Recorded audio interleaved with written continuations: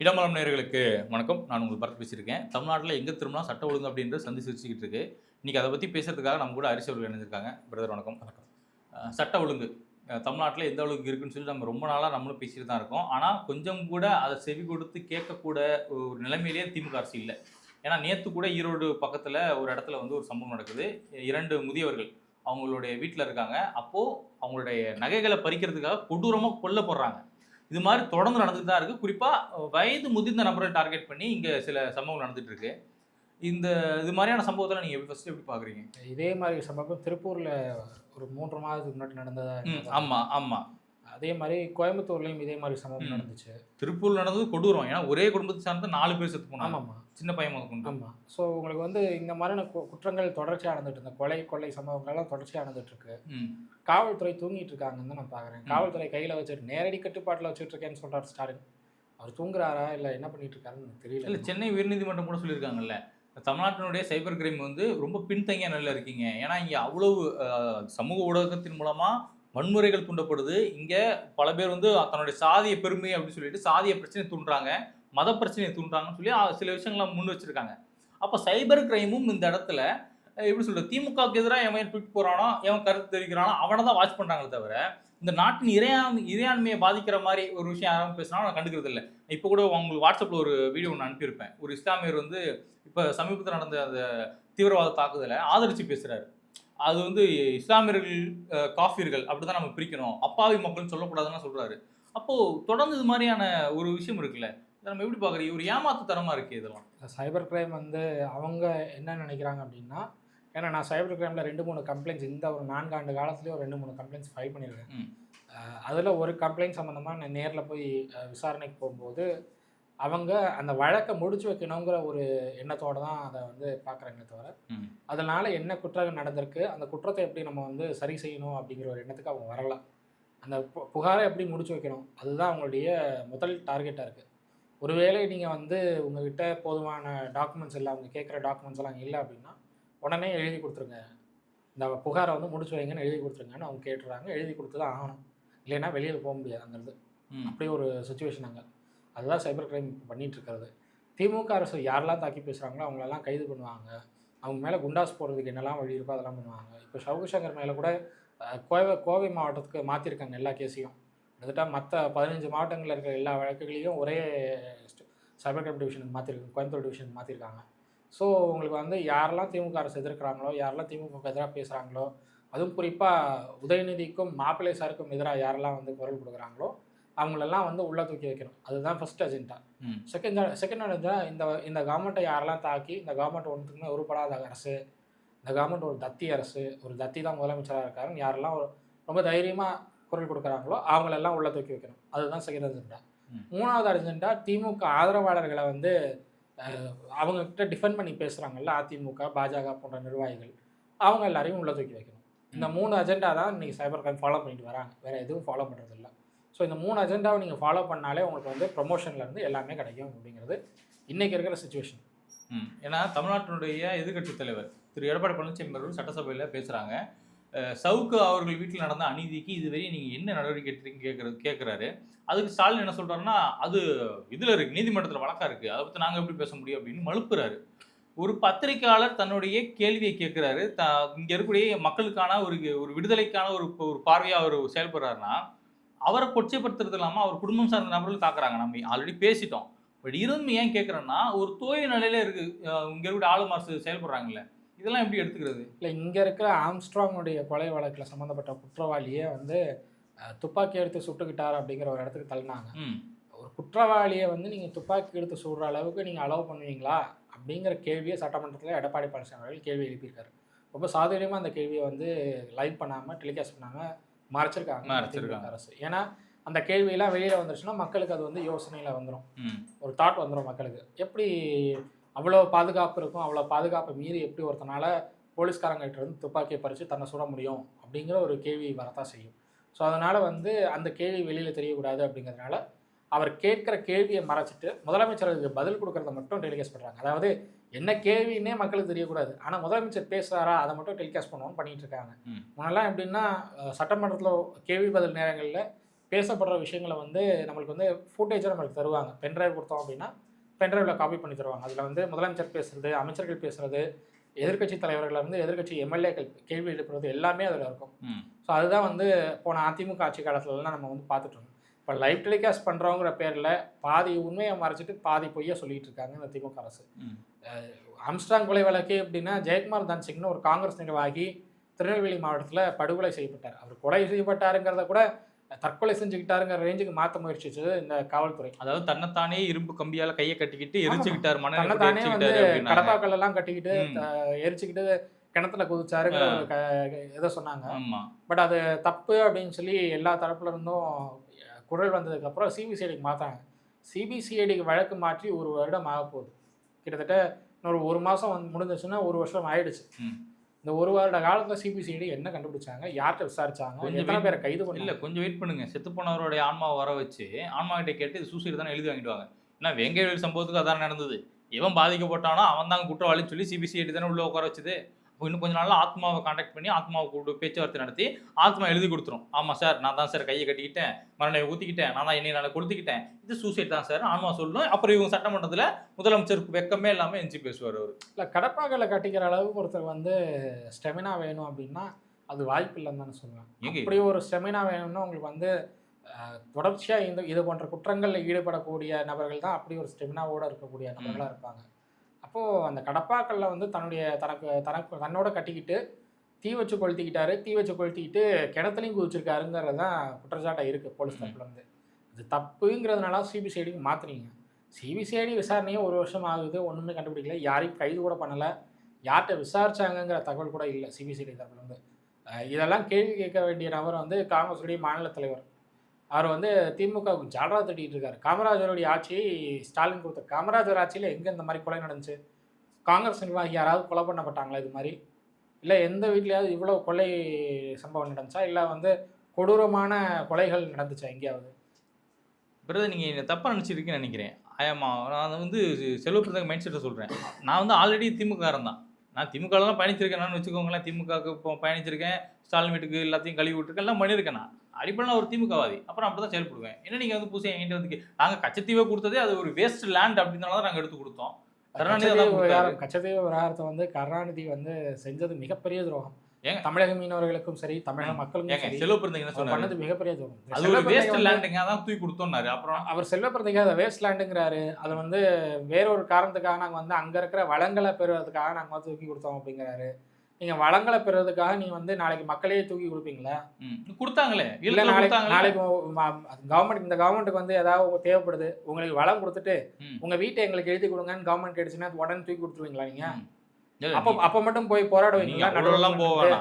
அது கச்சத்தீவு செல்வப்பிரந்தகையோட பார்வையில் ஒரு வேஸ்ட் லேண்டாக இருக்குது, அதனால தூக்கி கொடுத்தீங்க. காங்கிரஸ் தமிழ்நாட்டில் வேஸ்ட்டாக தானே இருக்கீங்க, ஏன் ஆட்சியில் இதில் நிற்க எலெக்ஷன் நிற்கிறீங்க? அதுதான் இப்போ பெரிய பிரச்சனை. கார்த்தி சிதம்பரம் தொடர்ச்சி அதான் கேட்டுட்டு இருக்காரு. ஆனால் காங்கிரஸ் அமைதியாக இருக்காரு. கார்த்தி சிதம்பரத்தோட வாய்ஸ் கொஞ்சம் தூக்கலா போகுது. என்ன ரீசன்? இல்லை, கார்த்தி சிதம்பரம் காங்கிரஸ் வளரணும்னு நினைக்கிறாரு.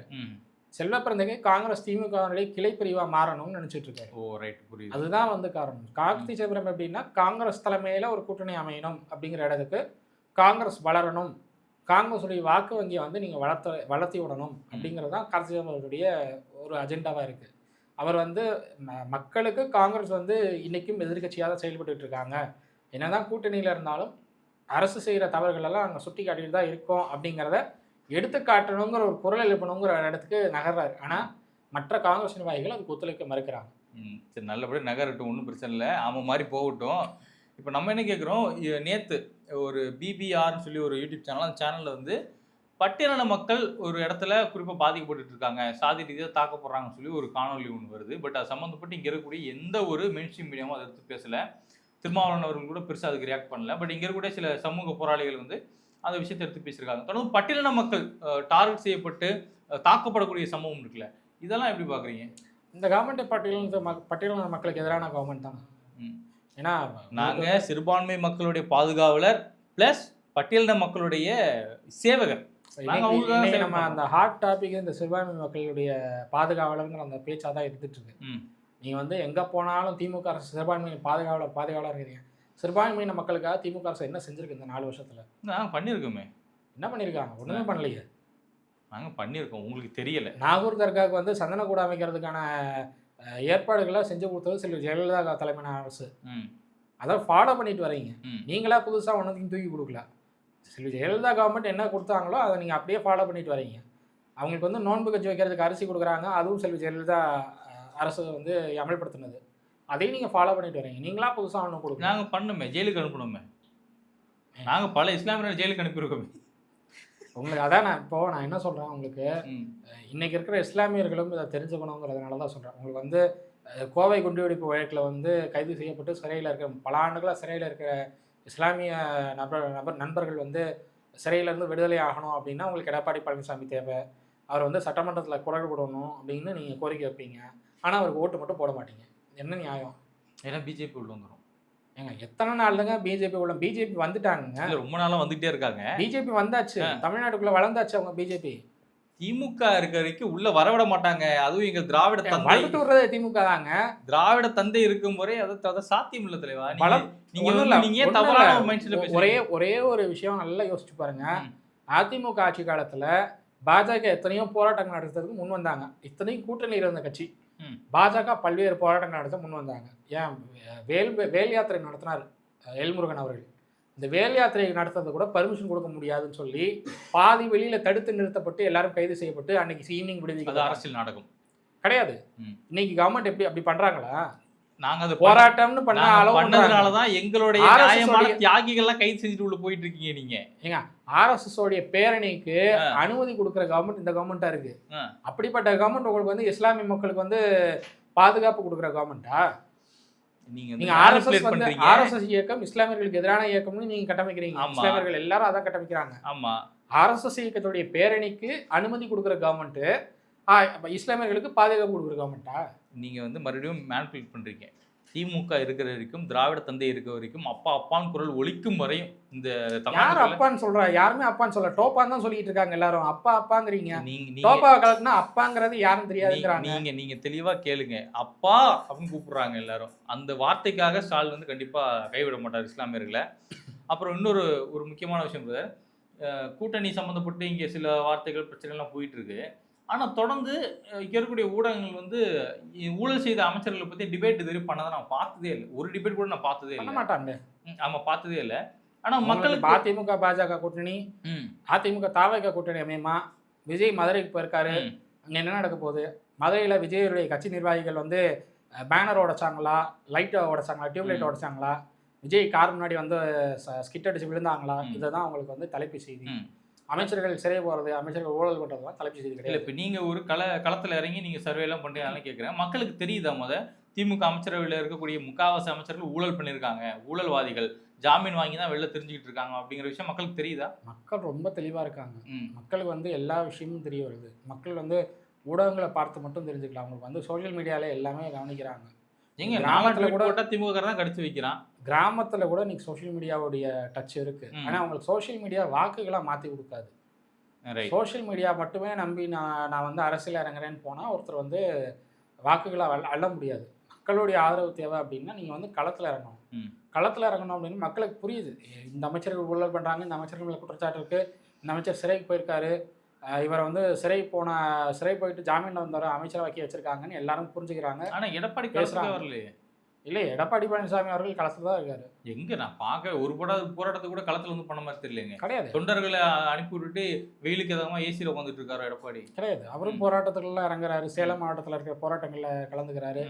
சென்னையில் போராட்டம் நடந்துச்சு, அதில் கலந்துக்கிட்டாரு. இப்போது அடுத்து ஒரு போராட்டம் நடக்க போகுது.